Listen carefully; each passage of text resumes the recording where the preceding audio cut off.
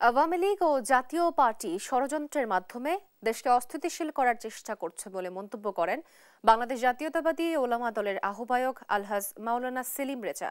শনিবার বিকেলে ধামরাই সদর ইউনিয়নের ইকুরিয়া ঈদগাহ মাঠে বাংলাদেশ জাতীয়তাবাদী ওলামা দলের প্রস্তুতি সভায় তিনি এ মন্তব্য করেন। এ সময় তিনি আরও জানান, বর্তমানে স্বাধীনতার সার্বভৌমত্ব রক্ষার সংগ্রাম শুরু হয়েছে। সংগ্রাম করেই ভবিষ্যৎ প্রজন্মের জন্য একটি নিরাপদ বাংলাদেশ গড়ে তোলা হবে।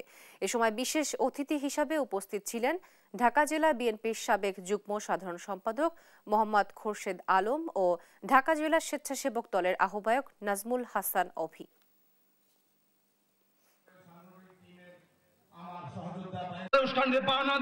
আগামী দিনে আমাদের আলেম ওলামাদের নেতৃত্বে জাতীয়তাবাদের যে সমস্ত আলেম আছেন তাদের নেতৃত্বে প্রত্যেকটি অঞ্চলে ওয়াজ মাহফিল পরিচালিত হবে এবং যে ওয়াজের নেতৃত্ব দেবে আমাদের আলেম ওলামার ভাইয়েরা। এই আলেম ওলামা ভাইয়েরা আগামী দিনে মসজিদ, বিভিন্ন কাজী অফিস, মাদ্রাসা, বিভিন্ন অঞ্চল নিয়ন্ত্রণ করবে ইনশাল্লাহ।